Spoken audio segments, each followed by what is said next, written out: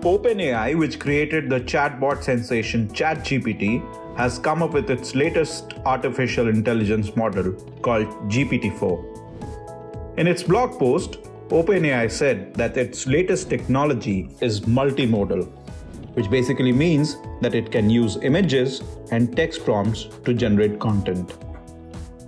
The text input feature will be available to ChatGPT Plus subscribers and software developers with a waitlist, while the image input ability remains a purview of its research.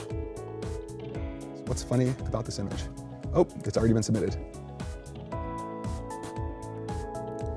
So once again, we can verify that it's making the right API calls.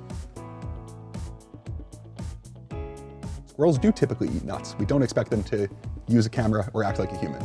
So I think that's a pretty good explanation of why that image is funny. The company also said that GPT-4 in some cases is much better than the previous version known as GPT 3.5. An online demonstration of technology by Greg Brockman, OpenAI's president, showed what it could do. To start off, it's more reliable, creative, and able to handle much more nuanced instructions than GPT 3.5. And I'm going to show you the first one that we had a success for 4, but never really got there for 3.5. So I'm just going to copy the top of our blog post from today, going to paste it into our playground. Now this is our new chat completions playground that came out 2 weeks ago. I'm going to show you first with GPT 3.5. 4 has the same API to it, the same playground. The way that it works is you have a system message where you explain to the model what it's supposed to do. And we've made these models very steerable. So you can provide it with really any instruction you want, whatever you dream up. And the model will adhere to it pretty well. And in the future, it will get increasingly powerful at steering the model very reliably. You can then paste whatever you want as a user. The model will return messages as an assistant. And the way to think of it is that we're moving away from sort of just raw text in, raw text out, where you can't tell where different parts of the conversation come from, but towards this much more structured format that gives the model the opportunity to know, well, this is the user asking me to do something that the developer didn't intend. I should listen to the developer here. All right, so now time to actually show you the task that I'm referring to. So everyone's familiar with summarize this, let's say, article into a sentence, okay? Getting a little more specific, but where every word begins with G. So this is 3.5. Let's see what it does. Yeah, it kind of didn't even try. Just gave up on the task. This is pretty typical for 3.5 trying to do this particular kind of task. If it's, sort of a very kind of stilted article or something like that, maybe it can succeed, but for the most part, 3.5 just gives up. But let's try the exact same prompt, the exact same system message in GPT-4. So kind of borderline whether you want to count AI or not, but so let's say AI doesn't count. That's cheating. So fair enough, the model happily accepts my feedback. It can also build a website.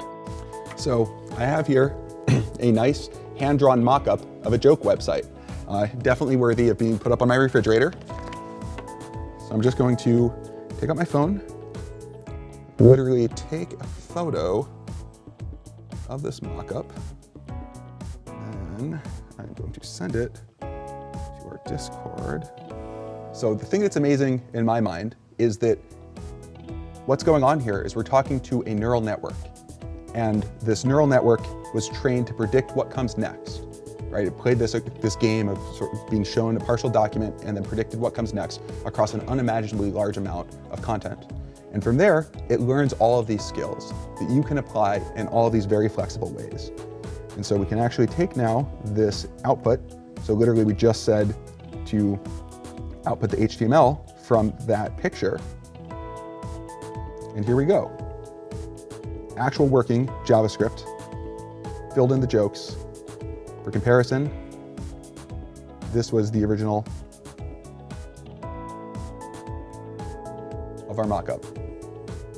And so there you go, going from hand-drawn, beautiful art, if I do say so myself, to working website.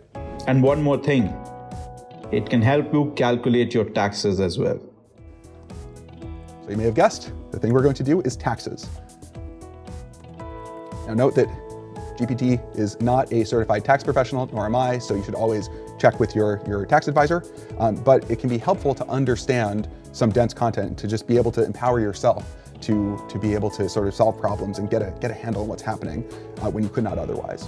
So once again, I'll do a system message. In this case, I'm going to tell it that it's tax GPT, which is not a specific thing that we've trained into this model. You can be very creative if you want with the system message to really get the model in the mood of what is your job, what are you supposed to do. So I pasted in the tax code. This is about 16 pages worth of tax code. And there's this question about Alice and Bob. They got married at one point, and here are their incomes, and they take a standard deduction. They're filing jointly. So first question, what is their standard deduction for 2018? So while the model is chugging, I'm going to solve this problem by hand to show you what's involved. So the standard deduction is the basic standard deduction plus the additional. The basic one is 200% for joint return of subparagraph C, which is here. Okay, so additional doesn't apply, the limitation doesn't apply.